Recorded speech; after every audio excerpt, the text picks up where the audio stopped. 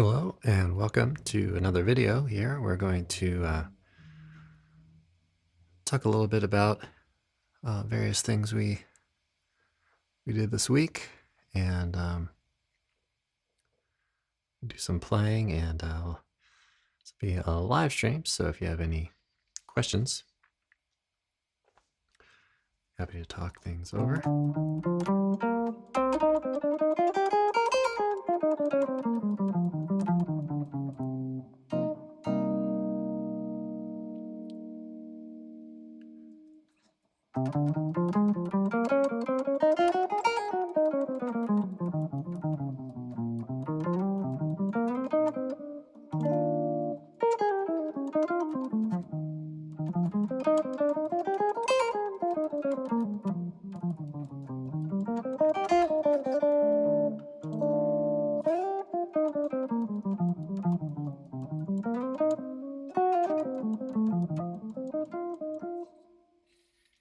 So a few tunes that we've been working on Falling Grace a little bit here. And we're working on Prelude to a Kiss, Duke Ellington tune, and also So What. So kind of picking 3 tunes per month, just kind of feature and talk about. So I think I'll start out by maybe do a little improvisation on Prelude to a Kiss, and then we'll do a little playing on some of the other ones and just kind of talk about just maybe just general approaches and things like that. All right, so let's get started here. On Prelude to a Kiss here.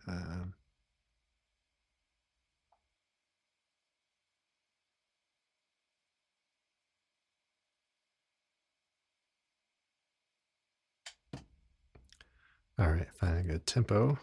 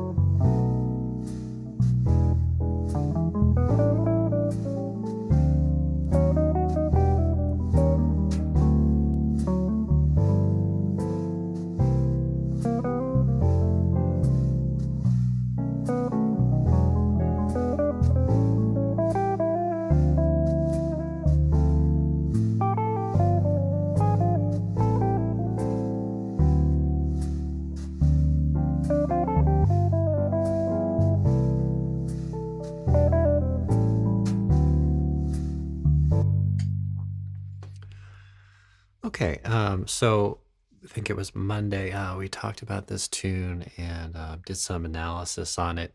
Talked about the different sections and the progression. And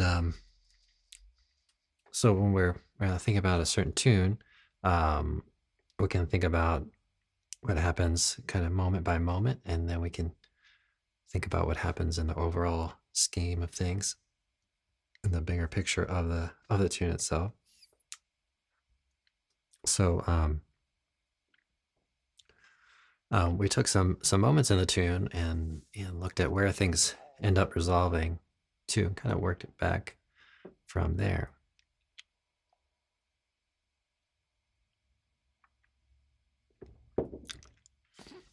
All right, so we decided on C, and if we kind of, let's say we move over to the screen here, if we back up kind of from there, we have this it's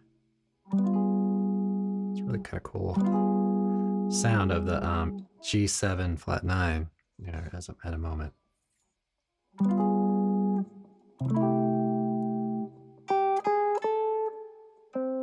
Right, so it even has that kind of in the melody there at some point. So that's kind of a cool moment. And not to go too much off on a tangent, but that's a really kind of important note in general and a key center.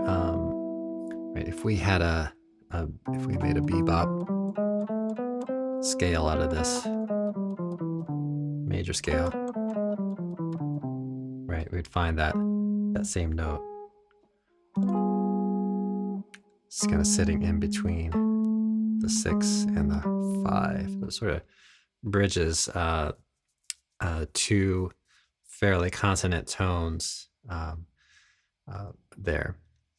Another area of significance for that particular tone is for the Phrygian dominant kind of sound, which is going to give us the 5-1 in minor in the relative minor. So notice if we have a harmonic minor, right, then we have that leading tone to the A minor. Okay, so that tone is significant from that perspective as well. So that's a tone that is going to be very commonly used. That's actually sitting kind of outside of the key signature. So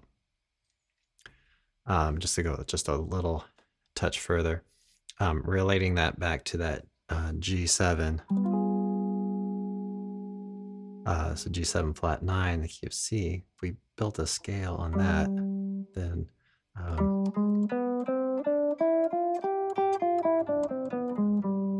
get that A flat as well. So now in the context of the other harmonic minor on A harmonic minor, that think of it as a G sharp, but in this context we would think of it as A flat. Okay, that gives us that flat 9 sound. Okay, so there are kind of 3 areas of context there. So that's the C harmonic major scale, and we're kind of looking at it also from the perspective of the G.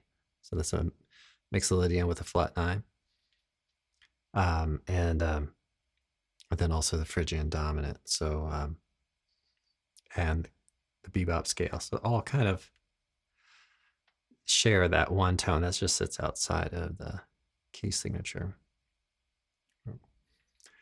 All right, so that's an area of significance. Now, circle of fifths. So notice we have these little, I was playing this a little bit.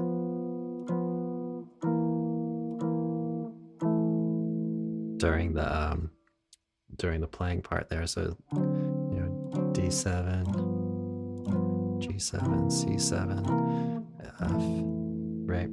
Circle of fifths. Here again, circle of fifths.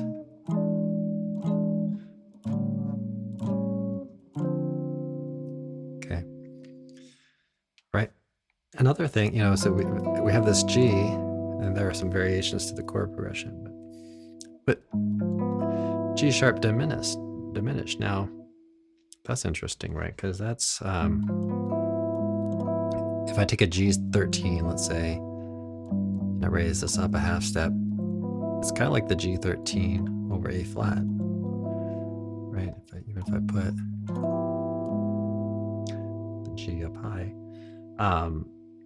But actually when I was playing, I was doing a little more like this. Having that A flat way up here, right? So you have, say,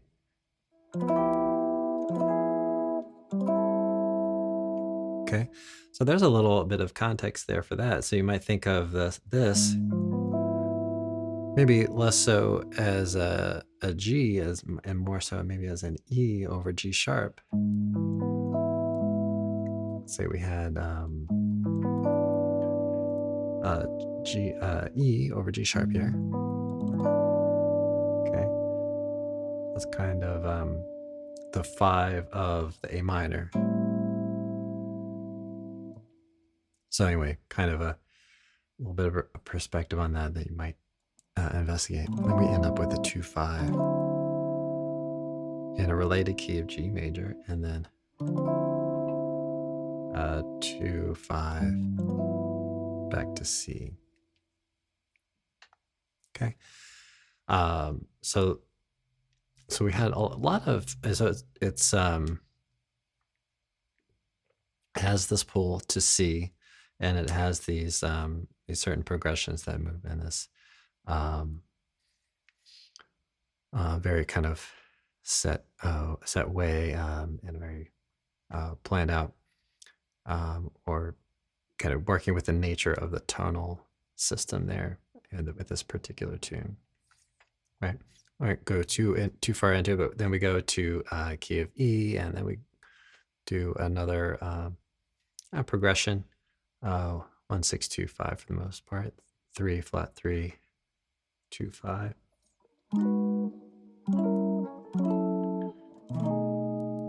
Okay, and then we get into getting ourselves kind of back to where we started out. Okay, so another tune that we've been working on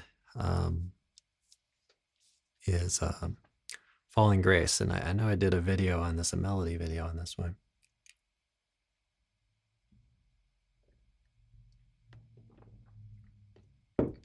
And so it's a really, really fun tune to also play, just improvise on a great melody, and to improvise on it as well. So we'll do a little playing on it, and then we'll talk about it. I might read these changes on this tune a little bit here.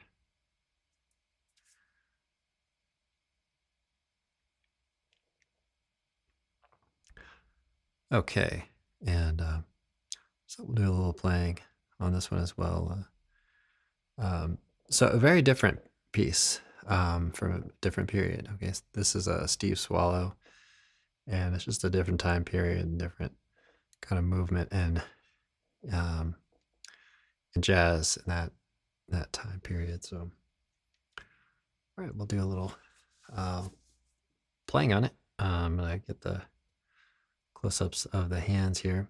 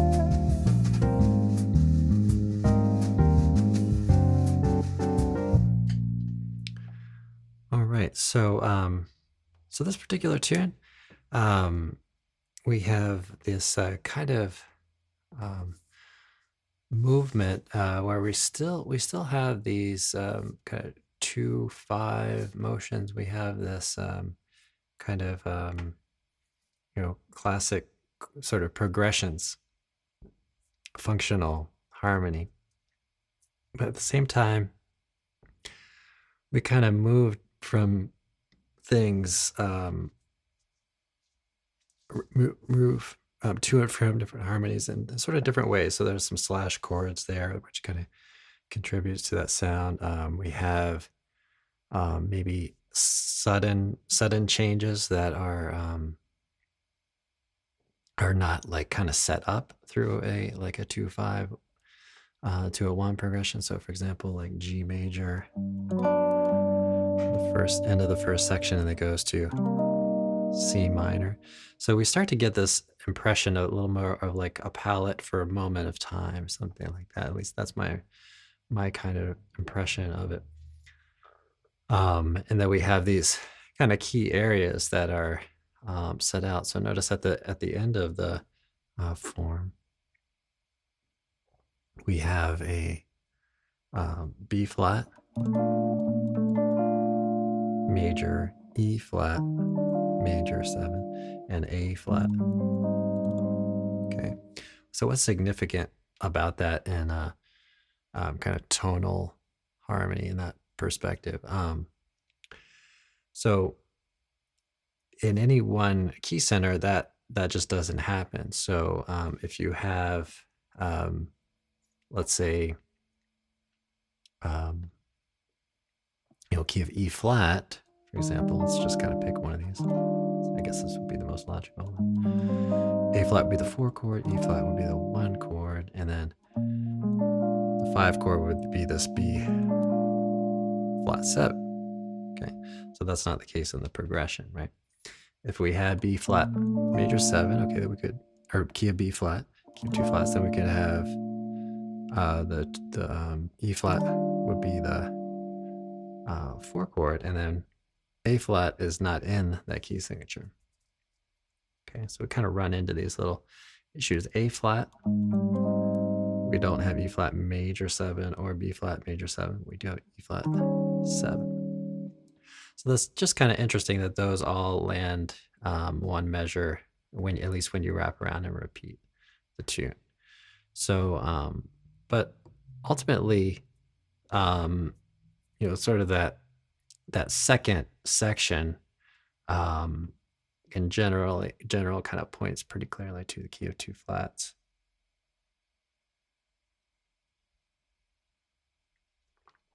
With kind of a secondary dominant going to the key of the 3 chord, but that ends up being a 3, flat 3, 2, 5. So that whole section, it kind of lays out as key of 2 flats, you might say, for the most part. And then if we look at the kind of first section, if we just look at the major chords that we visit A flat, major 7. Just check in on our live stream here. Okay, looking good. So if you're checking this out on the podcast, this is also available as a live stream replay on the YouTube channel for members. All right, so yeah, we have A flat, we have F, and we have G. Right? Okay. So collectively, all three of those don't really fit into one key area. Oh, we also have E flat. Sorry, E flat major. So E flat major and A flat, you could situate those two in the key of 3 flats if you wanted to.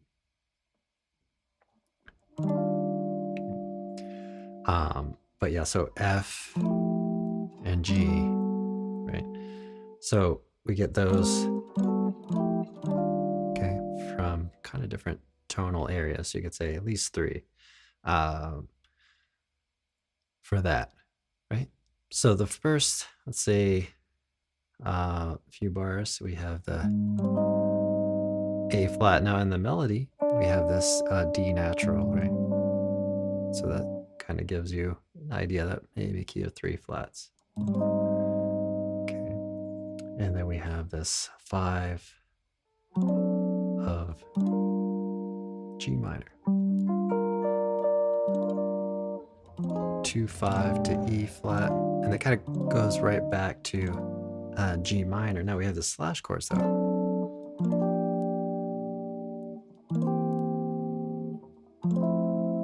So kind of the way that it moves, you know, these progressions move is a little bit different. So we get that.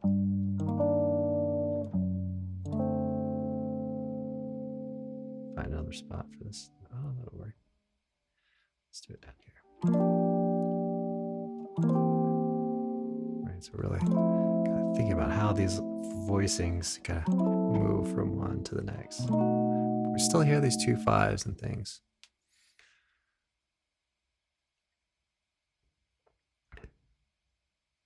All right. So yeah, so we had that tune, and we're going to just kind of dig more into that and try to gain some insights with that. Then we have another tune called So What.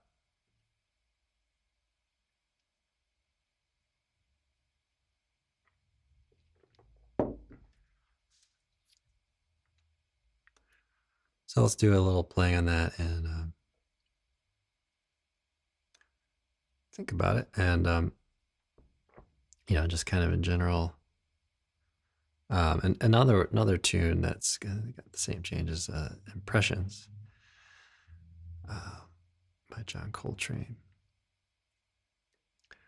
Okay, so here is kind of another approach, which is more having to do with modal playing. So we can use different techniques to kind of stretch out and maybe create melodies and harmonies and things like that. So let's do a little playing on this one as well. Do this one kind of medium.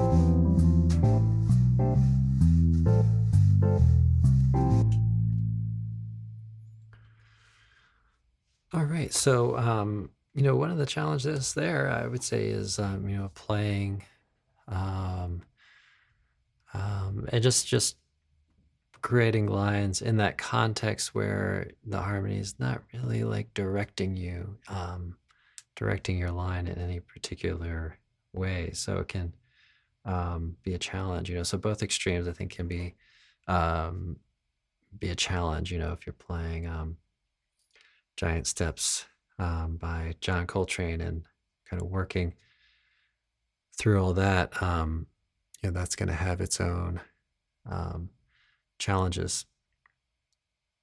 I'm just kind of working with that constant flow of changes, or that very quick flow, I guess I should say. And then here, things are just way more open, um, and just kind of sitting on a harmony for a pretty good long time. So you can really explore different moments. I didn't get too out there on the chromaticism, but that's another thing that we talked about earlier this week was to play chromatic lines and using a little bit of some of the guidance that David Liebman provides for us in his book, um, uh, Chromatic. I have to look that name up here quick. Which we'll be, kind of spending more time with as we go. A Chromatic Approach to Jazz Harmony and Melody. So I'd recommend that book there. All right, everybody. We'll double check in on the comments here, and I'm gonna call it a day here for today. So thanks for checking this video out, and I will see you in a new one really soon. Thanks, and have a great practice session.